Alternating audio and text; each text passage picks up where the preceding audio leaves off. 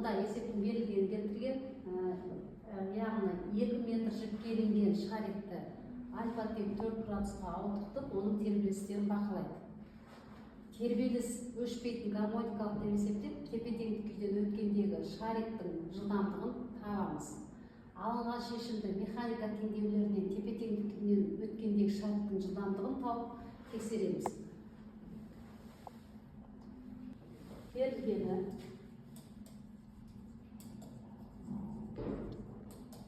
маятниктің ұзындығы L тең, яғни жіптің ұзындығы 2 метр. Тепе-теңдік күйінен ауытқу бұрышы альфа тең 4 градус. Тепе-теңдік күйінен ауытқыған мезеттегі оның жылдамдығын анықтаймыз. Шешуі есептің сызбасы сызайық. Яғни мынау іліну нүктесі. Іліну нүктесінен міне бізде басына жібілінген шарик тепе-теңдік күйінде орналасып тұр. Енді егер біз тепе-теңдік күйінен қандай да бір альфа бұрышқа, яғни бізде альфа 4 градусқа тең ауытқыған кезде ол мына күйге келеді. Енді осы жерде біз мына тепе-теңдік күйінен ауытқыған кездегі оның биіктігін h деп белгілейміз. Және мына жерден қозғалыс бағытын көрсетеміз. Сәйкесінше бізде жіптің ұзындығы L. Енді бұған қозғалыс теңдеуін жасайық. Жүктің қозғалыс теңдеуі x-тен амплитуда көбейтілген.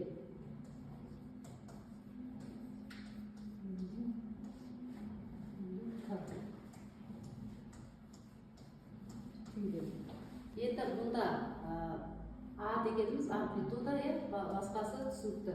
Енді қараңыз, амплитуданы мына жерден табатын болсақ, мына чертеждан, сызбадан табатын болсақ, қараңыздар, бізде тепе-теңдік күйінен максимал ауытқуы амплитуда. Ол бізде мына альфа бұрышына қарсы шыққан катет, яғни мына тік бұрышты үш бұрышты құрап тұр, бізде мына біздің маятнигіміз. Енді осы жерде қараңыздар, қарсы жатқан катеттің мына гипотенуза қатынасы бұрыштың синусын береді. Осы жерде бізде бізде амплитудамыз жуықтап тең болады L көбейтілген синус альфа. Сан мәнін қойып есептейік. Енді бізде ол үшін бізге есеп барысында осы бұрыштың синусының мәні және косинустың мәні керек болады. Сондықтан синус альфа керек болады. Синус альфаның мәні 0,9 шамамен және косинустың мәні 8. Енді осы мәнді қойып есептесек,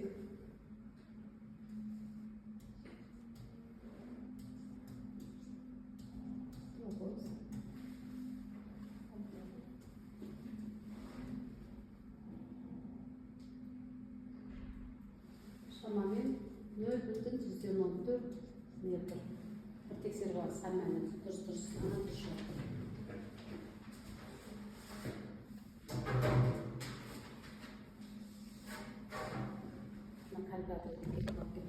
Енді жаңағы шариктің тербеліс периоды L бөлінген G. Сан мәндерін қойып есептесек,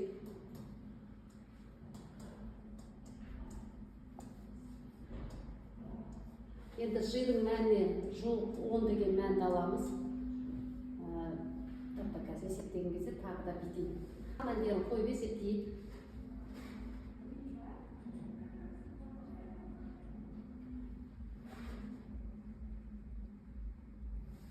Шамамен 2,8 -1 дәрежесі. Бірінші теңдеуге анықталған мәндерді қойсақ, қозғалыс теңдеуіне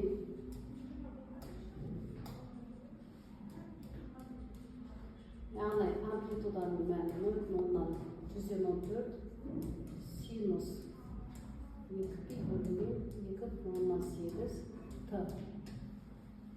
Енді бұл жерде біз сонымен қозғалыс теңдеуі мынаған тең болды. Т тең 0 уақыт мезетінде бізде т тең 0 уақыт мезетінде x-іміз 0-ге тең. Яғни ол қозғалыс жаңағы тепе-теңдік күйін көрсетеді. Тепе-теңдік x0 дегеніміз. Жаңағы шариктің қозғалыс жылдамдығын анықтаймыз. dx продукты b тең dx продукты. Яғни біз мына соңғы теңдеуден қозғалыс теңдеуінен уақыт бойынша бірінші ретті туындаламыз. Енді ол жерде бізде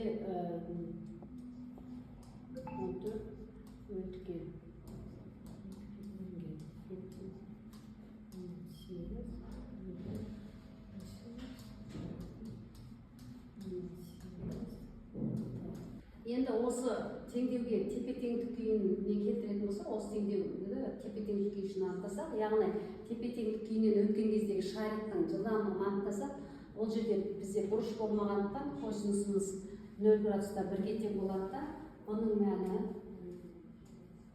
тең болады.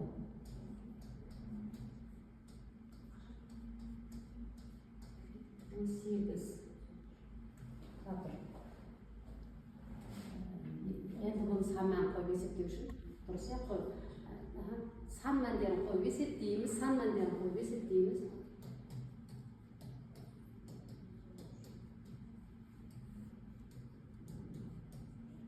Есептейік.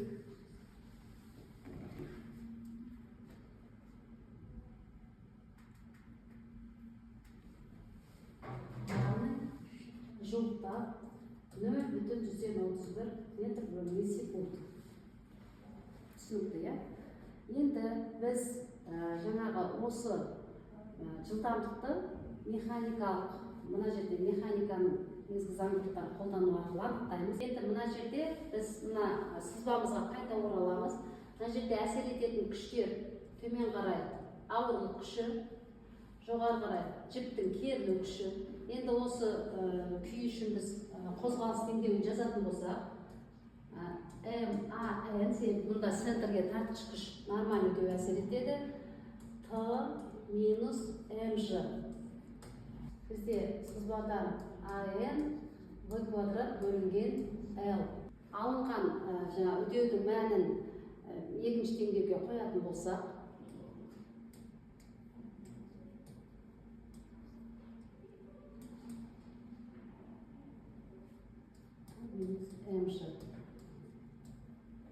енді бізде мына жерде энергия түрленеді.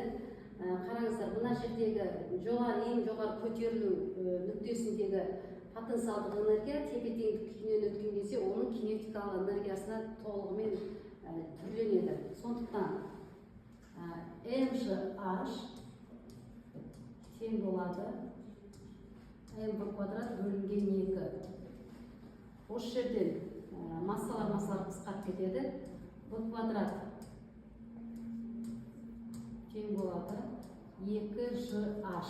Мына жерде мына сызбадан h-ты анықтайтын болсақ, қараңыздар, h дегеніміз L-дан мына катеттің, мына қабырғаның айырымы, h дегеніміз L-дан h-ты азайтамыз.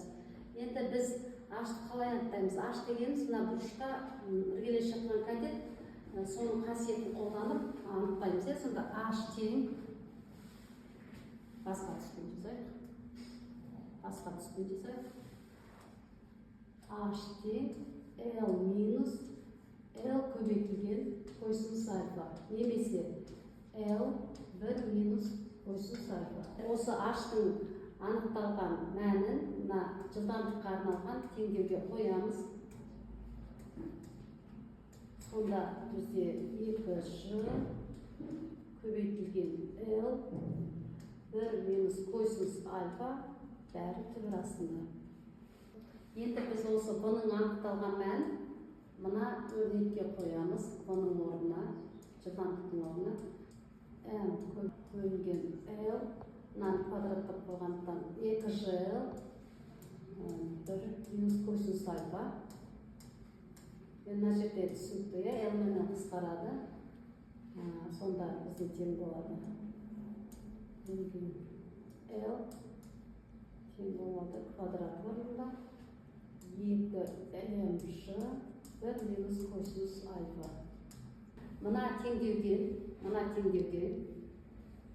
осы теңдеуден периодтың өрнегін анықтайық, периодты анықтайық.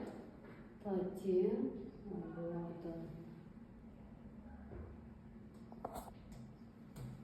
болады плюс mж. Енді осы теңдеуге мына теңдеуді алып келіп қоятын болсақ, бізде бұны үштеп өмірлеп, үшінші теңдеуді әкеліп қоятын болсақ, үшінші теңдеуді сол жағын тең болады 2mж 1 косинус альфа және өзінде жаңағы mж. Яғни осы периодқа, тербеліс периодына арналған теңдеуді ықшамдайық. Жақшаның сыртына mж 2 1 косинус альфа плюс 1 жақшаның ішіне. Енді біздің есептің шартында бізде осы чертеж арқылы, сызба арқылы анықталған жылдамдықтың және осы тербелістер теориясы, тербелістердің механикасы арқылы анықталған жылдамдықпен тең болатындығын анықтау, екеуін салыстыру болатын. Енді бізде жаңағы сызбадан біз механикалық заңдылықтарды қолданып, бұның мәні мынандай болатынын анықтадық. Енді сан мәндерін қойып есептейміз. Ж-дің жұлт мәнін алдық.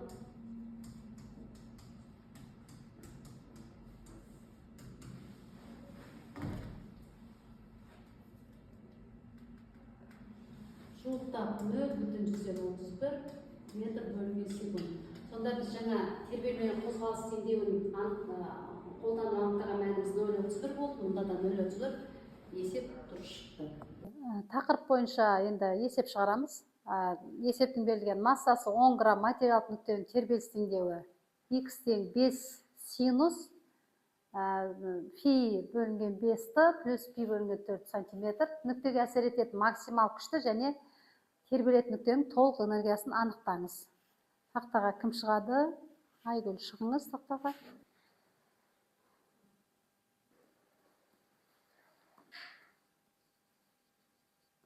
Есептің берілгені бойынша массасы 10 грамм.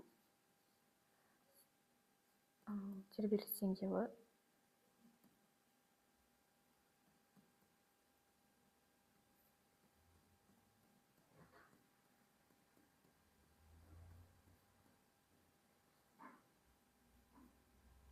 бұл жаққа келтіріп алсақ,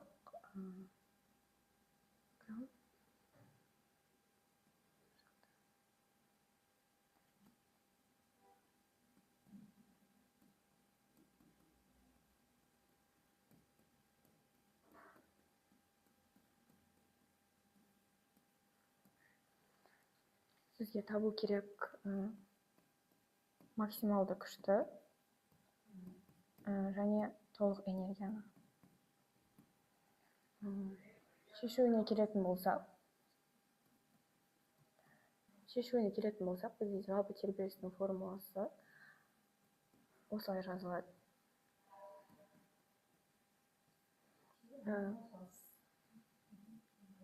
Максимал күшті біз Ньютонның екінші заңымен таба аламыз. Максимал күш болғаннан кейін максимал үдеуді аламыз, ал максимал үдеудің формуласы максимал үдеу осы форманы табады. Сан мәндердің орнына қоятын болсақ, бізде осы тербелістің теңдеуінен көре аламыз. Амплитудамыз ол 0,5 тең.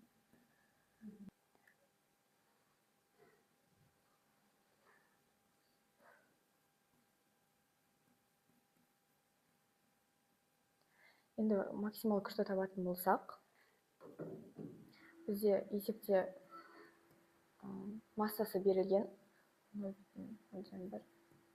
Оны максимал үдеуге көбейтеміз. Сонда бізде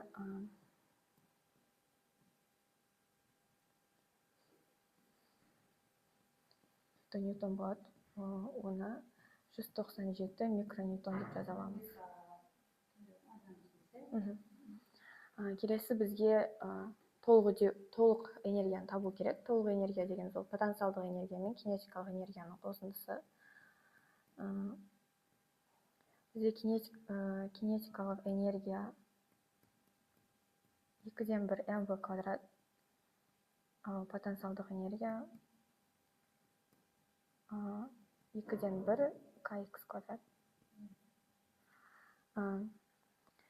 Бізге кинетикалық энергияны табу үшін жылдамдықты табу қажет болады. Жылдамдық дегеніміз ол орын ауыстырудың уақыт бойынша бірінші ретті туындысы. Орын ауыстыру теңдеуінен туындалатын болсақ,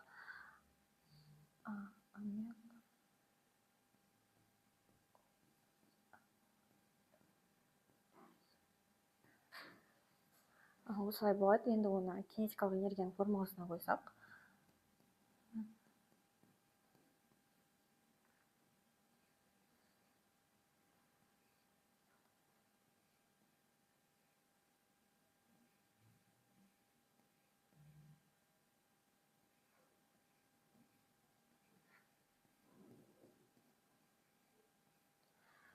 енді потенциалдық энергияны өрнектеп алсақ, бұл kx квадрат бөлінген 2, k дегенімізді біз омега арқылы өрнектесек болады.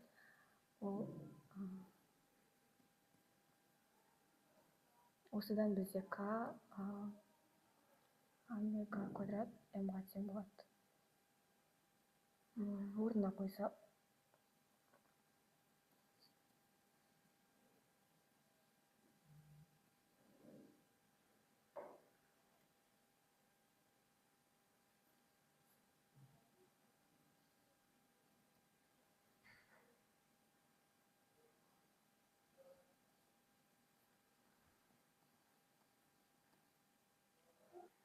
толық энергияны табу үшін біз потенциалдық энергия мен кинетикалық энергияның қосындысын аламыз. Сонда бізде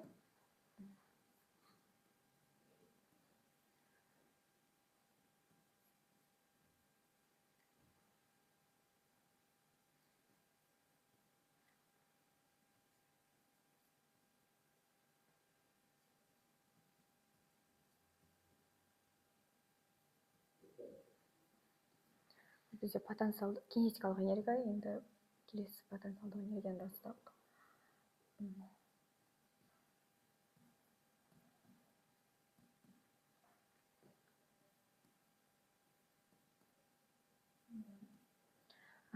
Енді ортақ көбейткіштерді жақсы шарттан шығарып алсақ болады.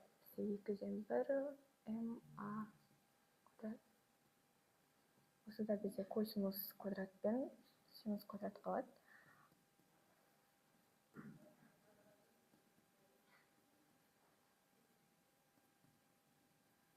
Формула бойынша бізде косинус квадрат пен синус квадраттың қосындысы 1-ге тең. Сондықтан бізде 2-ден 1 ma квадрат омеганың өзі қалады. Енді сан мәндерін орнына қоятын болсақ, масса 0,1,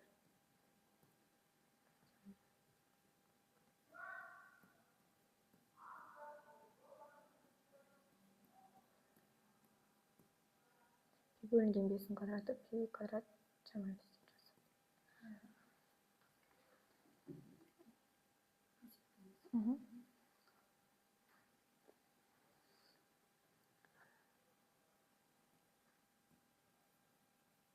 Көбейтем 10-6 дәрежесі шығады. Оны біз 4,93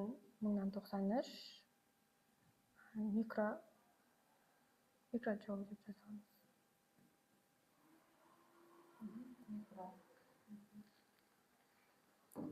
Есептің жауабы бізде сонда максималды күші 197 микроньютонға, ал толық энергиясы 4,93 микроджоульға тең.